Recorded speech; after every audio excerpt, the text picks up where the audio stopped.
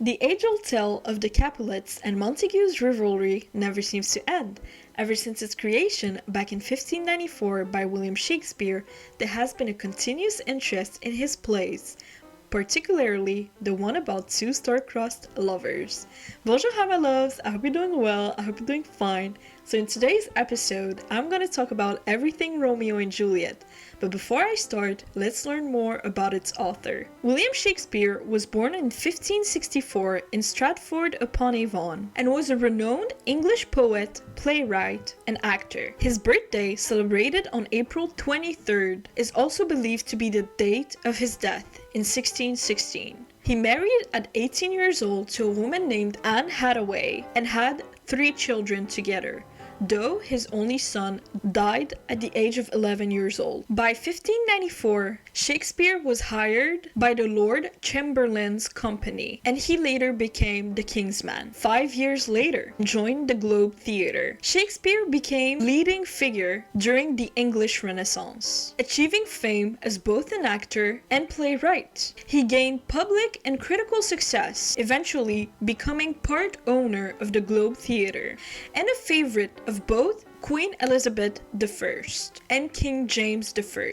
Shakespeare retired to Stratford and died at age 52 in 1616. It's important to know that Shakespeare must be viewed as the author of 37 plays and 154 sonnets that bear his name. The legacy of his body of work is immense, with many of Shakespeare's plays transcending brilliance to profoundly affect the course of the Western literature and culture thereafter. Shakespeare found the images, names, concepts, and plots he used for his own works in books by English, French, Italian, and many other authors. The origins of his narratives stem from a rich tapestry of literary influences, a hallmark of his creative process. The common belief is that Shakespeare was the first great playwright of the modern era to create a theater that appealed to all social classes, from London craftsmen to the aristocrats of the court. A theater capable of both providing entertainment and prompting reflection. The strength of Shakespeare plays lies in their ability to simultaneously represent all aspects of humanity. He achieved something no one had before him, and no one has since, traversing multiple layers of consciousness. It is this richness of texture, the simultaneous existence of several levels, that best explains the irreplaceable value of his theater. Shakespearean dramaturgy has the unique quality of seamlessly intertwining the political and the divine,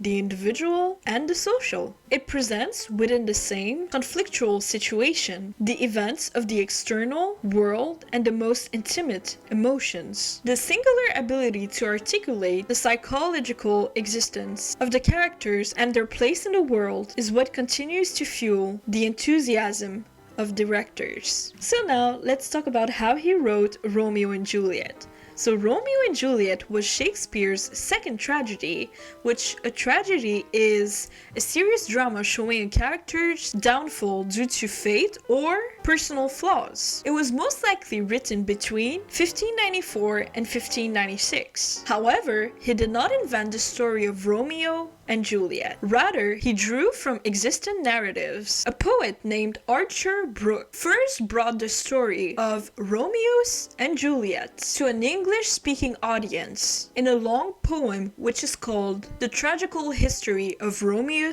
and Juliet, published in 1562, so 2 years before Shakespeare was born, which the poem itself was an adaptation of earlier works. So Shakespeare took from Brooke's poem the meeting of Romeo and Juliet at the ball, their secret marriage, Romeo's fight with Tybalt, the sleeping potion, and the timing of the lovers' eventual suicides. However, Shakespeare's use of existing material should not be frowned upon and seen as a lack of originality. His genius lies in how he crafts his sources, enriching them with depth and insight. His version of Romeo and Juliet is distinguished by its subtle characterization most notably his creation of the character Mercutio, Romeo's friend, and the intense pacing that condenses a 9-month story into 4 days. For the characters of Romeo and Juliet, there is no factual evidence that Romeo and Juliet were real people. There were, however, 2 feuding Italian families called the Montecchi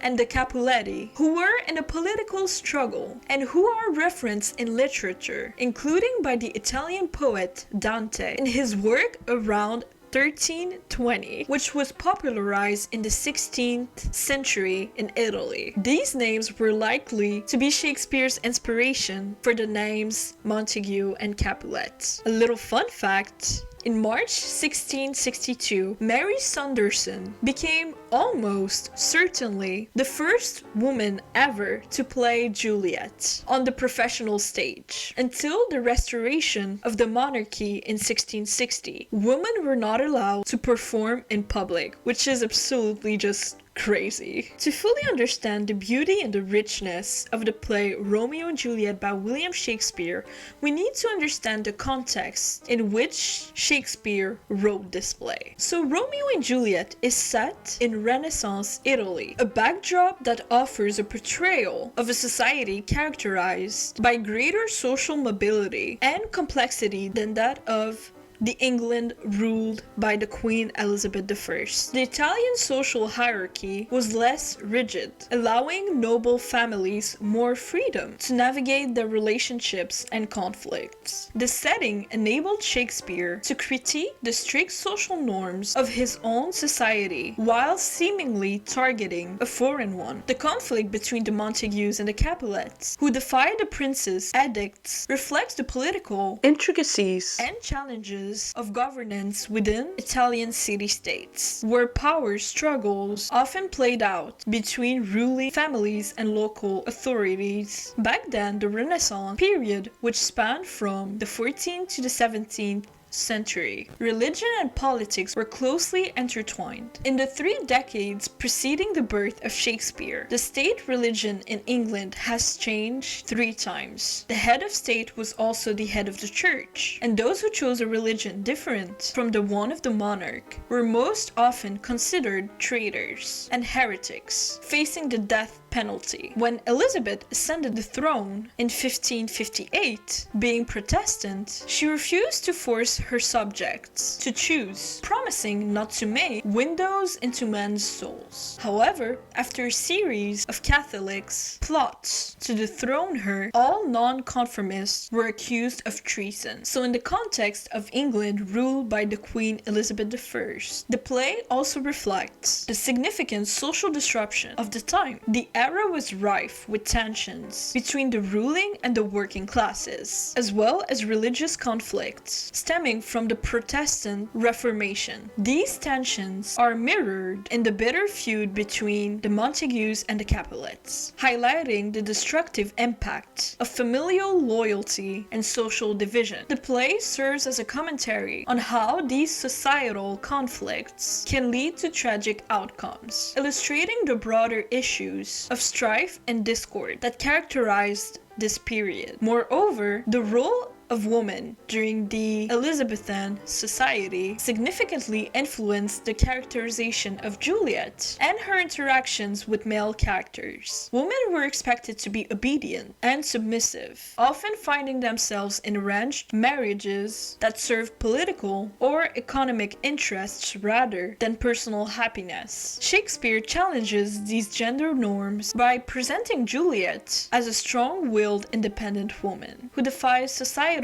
expectations to pursue her own desires. Her character serves as a lens through which the audience can examine the constraints placed on women in her society, making her defiance all the more poignant. The themes of love, fate, and violence in Romeo and Juliet reflect broader cultural and philosophical concerns of the time. The play explores the tension between individual desires and societal expectations, questioning how fate intervenes in the lives of the characters. It raises profound questions about the nature of love, both its beauty and its potential for destruction, and the consequences of familial loyalty that can lead to tragic ends. So the play premiered during Shakespeare's peak, and Romeo and Juliet has since become one of his most enduring works, inspiring countless adaptations across various media, including films, ballads, and operas. So why are we still talking about Romeo and Juliet in 2024? So this play has had a lasting impact in several key areas. So in literature and theater, it popularized the themes of love, fate, and tragedy, influencing countless works and characters' archetypes like star-crossed lovers. Many playwrights and authors have drawn inspiration from its poignant exploration of love and loss. We still talk about Romeo and Juliet today because of its language. Famous lines like "What's in a name?" and "Star-crossed lovers" have become part of everyday speech, symbolizing romance and tragedy. Shakespeare's inventive use of language continues to enrich the English language. There's also a cultural impact. Romeo and Juliet represents idealized tragic love, often invoked to symbolize passionate relationships against societal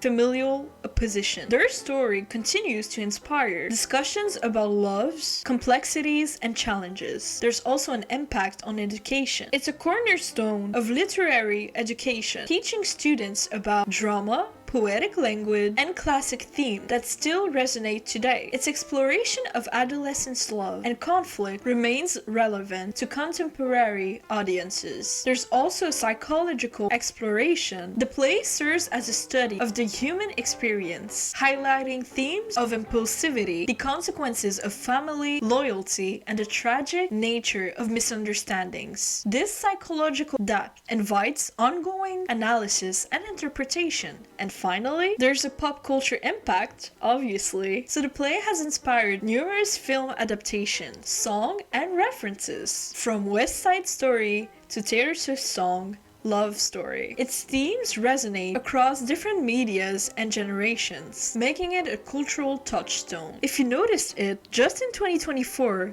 there is a Romeo and Juliet adaptation on Broadway with Rachel Zegler playing Juliet and Kit O'Connor playing Romeo.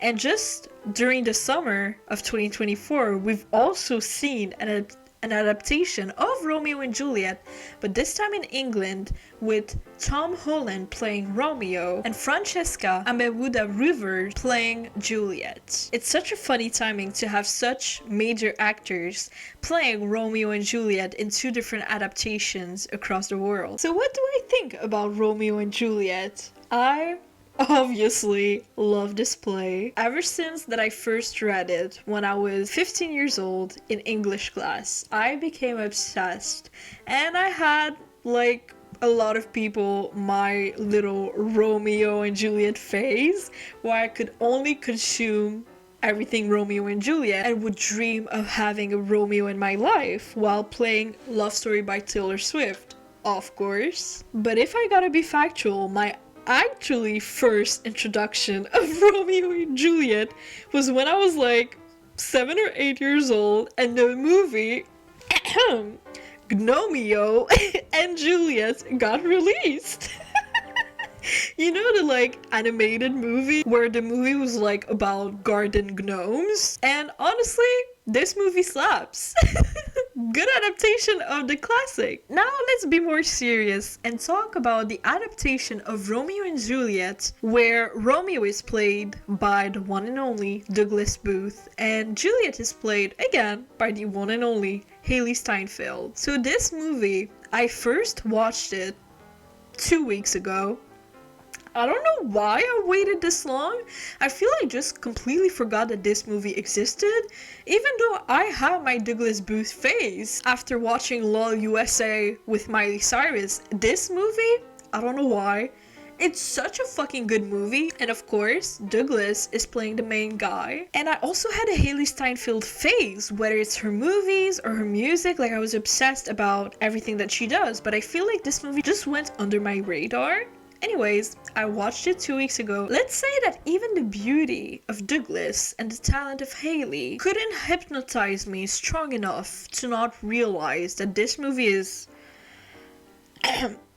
bad. It was really bad. The budget, there was some budget, but not a lot. The costumes were like, okay. The acting was like, okay, sometimes even cringe. Like, I don't know. It wasn't at all the best adaptation that I've seen of Romeo and Juliet, unfortunately. Even though I really wanted it to be, I couldn't force it. I couldn't. Then there's the Romeo plus Juliet starring Leonardo DiCaprio. This movie, I first watched it when I was in high school. I don't remember which grade. I watched it in French class, so the movie was in French. And recently, again, 2 weeks ago, I watched this movie back, this time in English, and I forgot how campy this movie was. It was like a musical, but without having the actors singing songs. Like, it was really camp. This movie was the definition of the word camp. Did I like it? Well, I feel like it kind of threw me off a little bit that they were talking like English Shakespeare when the movie was set up during today's time. Well, at least back then during the 2000s, with like the Montagues and Capulets being like mafia gangs and stuff. So it kind of threw me off having like a mafia guy, Romeo, speaking Shakespeare's English. Like that, like, I took a step back, and it was really like the acting and stuff was really dramatic, but it doesn't take off of the fact that that Leonardo's performances were chef's kiss. Like, it was incredible.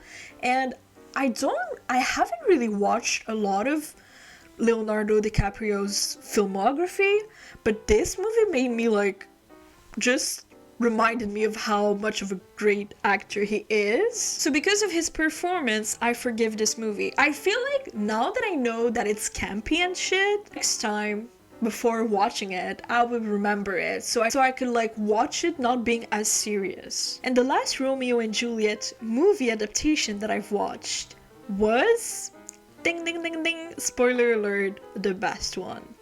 I was truly mind blown of how good this movie was, of how the camera shots were so fucking good. The budget was budgeting. This movie was starring Leonard Whiting and Olivia Hussey, and it was released in 1968. You heard me correctly.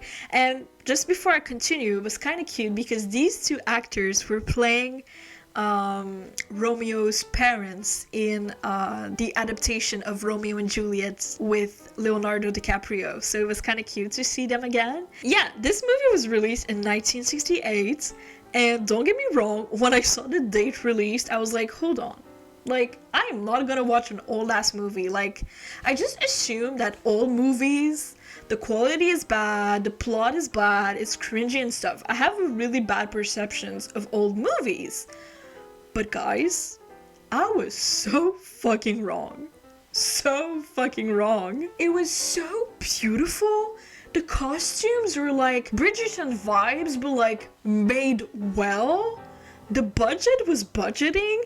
Actually, little fun fact, the final budget of this movie was back then, like 1968 times, it was $850,000, which is in today's time, if we convert it with inflation and shit, it becomes $5.69 million in today's dollars currency. Like, that's crazy. Like, the costumes were so, and the performances of these two actors was insane. Like, I would put on some pictures just for you guys to see. Like, everything about this movie was so charming, was so good, and because the movie was an old movie, I feel like it just added even more charm to the story and to the experience of watching it. Also, this movie was set in Italy. They really went to Italy, and the Everything was beautiful. Everything. And also, the actors playing, it was like their first real like acting role, and they were both super young because the director wanted them to be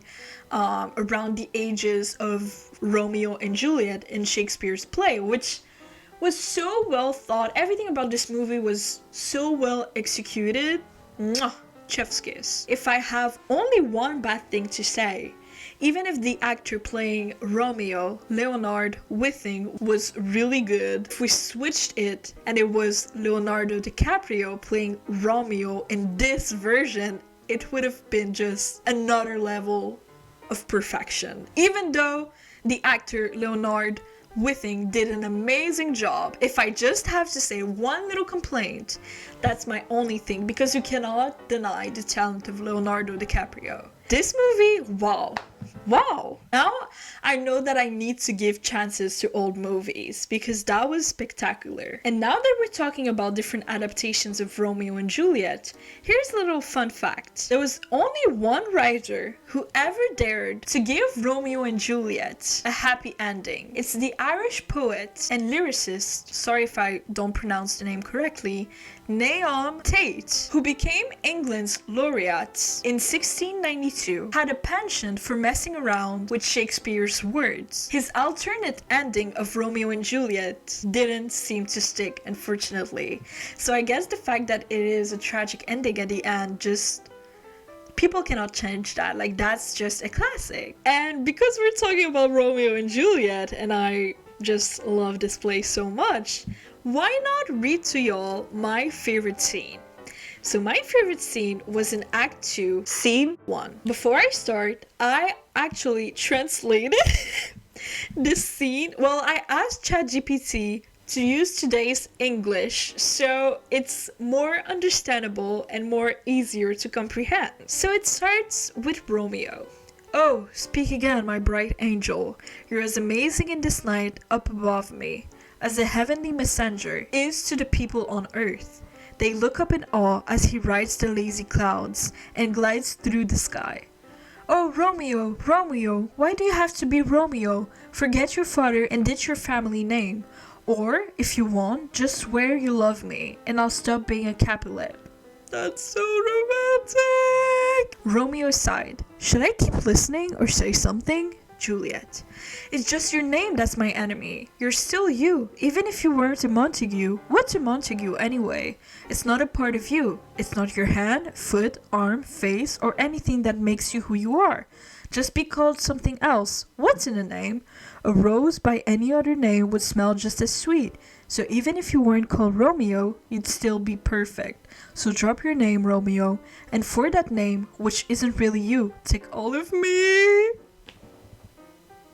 Come on, that's so adorable. Like, I want a man to love me like Romeo loved Juliet. So when in my English class, when I was 15 years old, my teacher asked us to read the play Romeo and Juliet, I remember when I first read it, I was like so intrigued by Rosaline, the girl who Romeo was in love with at first before he met Juliet.